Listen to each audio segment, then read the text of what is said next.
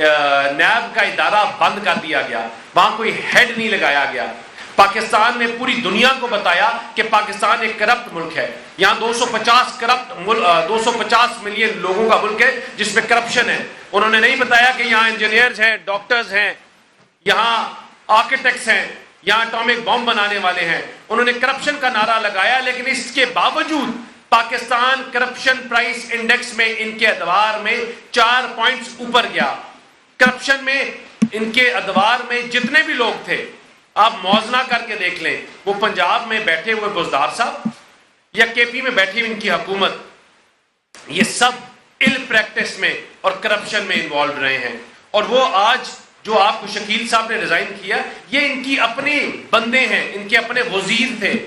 اور یہ لوگ تو وہ لوگ ہیں جو کہتے تھے کہ 4 دن بعد، 5 دن بعد، 2 مہینے بعد ان کی وکٹیں گریں گی حکومت کی۔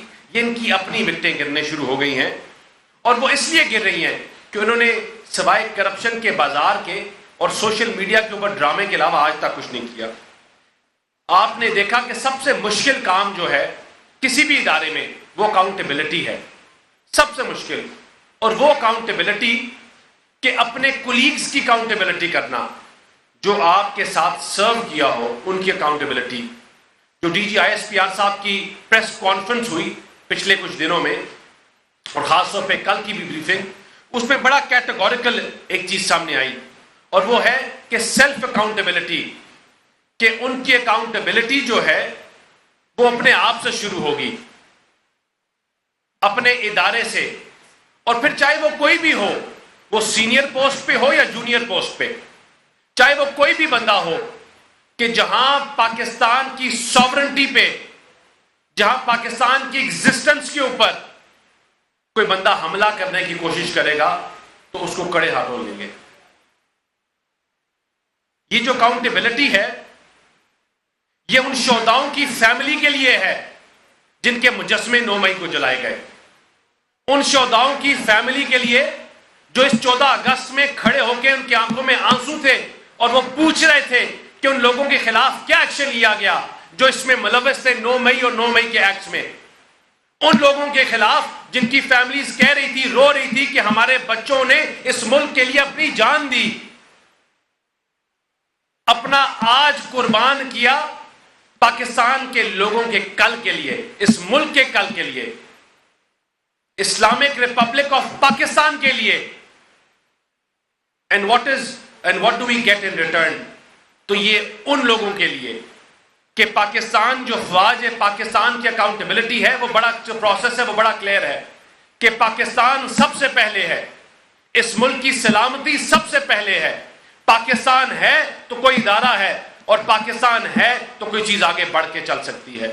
اور آپ کو نظر آیا، اور اس کی جو کڑیاں ہیں وہ ملتی ہیں ان اقدامات کے ساتھ جو پاکستان کو کمزور کرنے میں انوالو رہے ہیں۔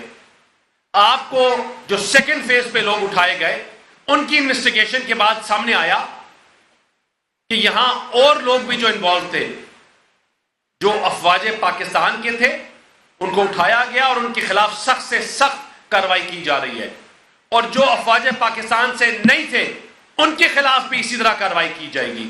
اور وہ اس لیے کہ پاکستان کی سلامتی، پاکستان کی سوورنٹی ہر چیز سے پہلے ہے۔ آپ کو نظر آئے گا کہ جو لوگ ان تمام چیزوں میں انوالو تھے، وہ لوگ جو پاکستان کی افواج کے یونیفارم کو لہراتے رہے، جو پاکستان کی عوام کو ویڈیوز میں کہتے تھے کہ آ کے آگ لگاؤ شہداؤں کے جہازوں کو، ان جہازوں کو جنہوں نے انڈیا کے جہازوں کو آگ لگائی، تم آ کے ان کو آگ لگاؤ، جو لوگ ان کو پرووک کرتے رہے، ان سب کے خلاف اکاؤنٹیبلٹی ہوگی۔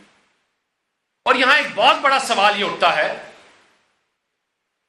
کہ اس ٹائم پہ جو ان کی پریس بریف کا پہلا حصہ تھا کہ بزنس مینوں کو اٹھایا گیا، وہ کیوں اٹھایا گیا اور کیوں ان کو ہراساں کیا گیا؟ وہ اس لیے کہ عمران خان کی اور ان کی جماعت کی ایک سوچی سازش تھی، اور وہ سازش یہ تھی کہ پاکستان اکنامکلی کمزور ہوگا یا بزنس مین کا اپنا ٹرسٹ ختم ہوگا تو یہ ملک ڈیفالٹ کی طرف جائے گا۔ یہ ملک کمزور، اس کی اکانومی کمزور ہوگی تو آپ کے ملک میں ڈاکٹر سراج صاحب پہ کیا لکھتے ہیں؟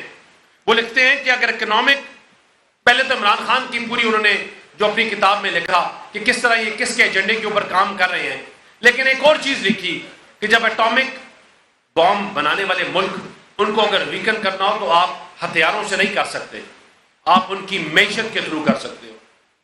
اور آپ کو نظر آیا کہ پاکستان کی افواج کو، پاکستان کی معیشت کو کمزور کیا گیا، وہ سوشل میڈیا ٹیررزم کے تھرو وہ آپ کو کمزور کیا گیا. آپ نے جب ایسے جو رؤوف حسن صاحب کے جو فون سے شواہد نکلے، ان آرٹیکلز کے تھرو جو لکھوائے گئے پاکستان کو کمزور کرنے میں، پاکستان کو انٹرنیشنل آئسولیشن میں کرنے کے لیے. لیکن یہ چاہے جو بھی کر لیں کہ یہ اس ملک میں جب اکاؤنٹیبلٹی کا پروسیس ہے ہماری افواج میں اور through out across the board, تو انشاءاللہ پاکستان کو کوئی کمزور نہیں کر سکتا، پاکستان کو کوئی توڑ نہیں سکتا. یہ چاہے جتنی مرضی 9 مئی کے واقعات کو اور پرووک کرے، یہ مفتی بانی اور شیخ مجیب الرحمان کی چیزوں کو جتنا مرضی لگائیں، لیکن پاکستان ایک حقیقت ہے، یہ افواج ایک حقیقت ہے. ہمارے بچوں نے، شہداؤں نے جانیں دی ہیں، وہ 30,000 روپے تنخواہ کے لیے نہیں دی، وہ پاکستان کے لیے، آپ کے لیے اور ہمارے فیوچر کے لیے. اور انشاءاللہ ان کا خون رائے گا نہیں جائے گا. یہ اکاؤنٹیبلٹی کا جو پروسیس شروع ہوا ہے یہ توڑ تک جائے گا، اور اس میں جو جو لوگ ملوث ہیں، جن جن لوگوں کے کیریکٹرز کی انوالومنٹ ہے، they will all be held accountable. اور آپ کو آگے آنے والے دنوں میں نظر آئے گا کہ ان کی اکاؤنٹیبلٹی بھی ہوگی. یہ ملک جس طرح بہتری کی طرف جا رہا ہے، یہ ملک بہتری کی طرف بھی جائے گا. جو بحرانوں اور جو ایشوز کا مسئلے ہیں وہ بھی حل ہوں گے، اور انشاءاللہ پاکستان سٹیبل ہوگا. اور پاکستان کی سٹیبلٹی ہمارے لیے، آپ کے لیے سب سے ضروری ہے، کیونکہ انشاءاللہ اس افواج پاکستان کے ساتھ مل کر، میاں محمد نواز شریف صاحب کے ویژن کے ساتھ، میاں شہباز شریف صاحب کے ویژن کے ساتھ، پاکستان واپس اس ریجن کا اکنامک ٹائگر بنے گا. پاکستان واپس انہی بلندیوں پہ جائے گا جہاں سے انہوں نے اس کو ڈھکا دیا تھا، جہاں پاکستان کے خلاف یہ پورا ایک سوچی سازش کر کے کمزور کیا تھا. یہ ملک اکنامک ٹائگر بھی بنے گا، اور انشاءاللہ اپنی ان اونچائیوں کو دوبارہ چھوئے گا جہاں سے اس کو ہٹایا گیا تھا. پاکستان زندہ باد. یہ ملک ہے تو ہم ہیں، یہ ملک ہے تو ہماری سیاست ہے، اور پاکستان سے پہلے کچھ بھی نہیں ہے. شکریہ، بہت مہربانی. چودھری پریس کانفرنس کر رہے تھے. ان کی جانب سے کہا گیا اسلام آباد میں رہنما مسلم لیگ نون دانیال چودھری نے کہا یہ کہتے تھے حکومت کی وکٹیں گریں گی، اب ان کی اپنی وکٹیں گرنے لگ.